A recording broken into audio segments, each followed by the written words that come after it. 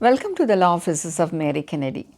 The H1B 100,000 fees has been struck down by a federal judge in Boston as a tax.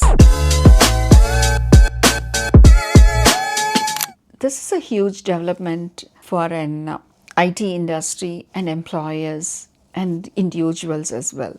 When we look back, the September 2025 100,000 fees, it created a panic among the non-immigrants.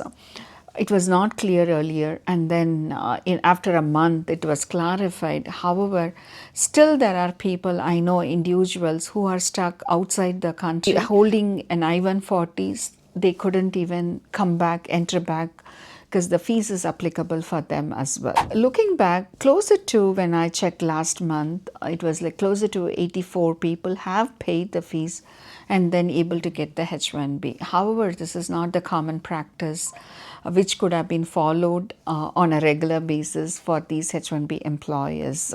For any beneficiary that can be filed and eligible for a H1B. The court reportedly described the fee as tax. Why is that distinction important?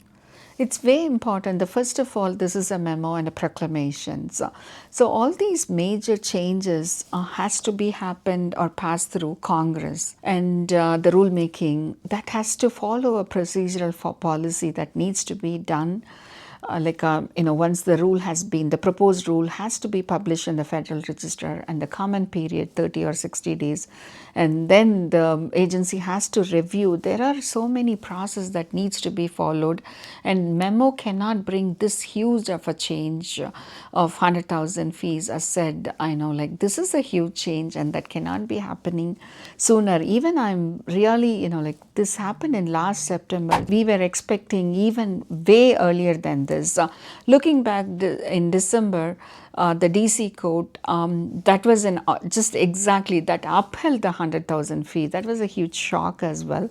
However, the government has said they are going to go for an appeal. So as of now, this 100,000 is not applicable if you are filing a H1B as a consulate approval. But we have to wait and see how the progress is going to be.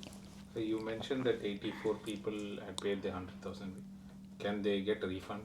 No, it has been already paid, and the government has taken that fees, and so I'm not expecting anything refundable on this point of time. Maybe the court's decision can help. In certain cases, we have seen some of them getting a refund actually.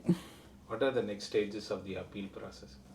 So we have to wait for that. The government has said that, and even if that is the case, this is a federal court decision. So we have to see how unfolding is going to happen. But at this point of time, it's better for us to understand that there is no fees that is going to be applicable, and the huge loss is going to be the people who miss the lottery in the 2027 H1B.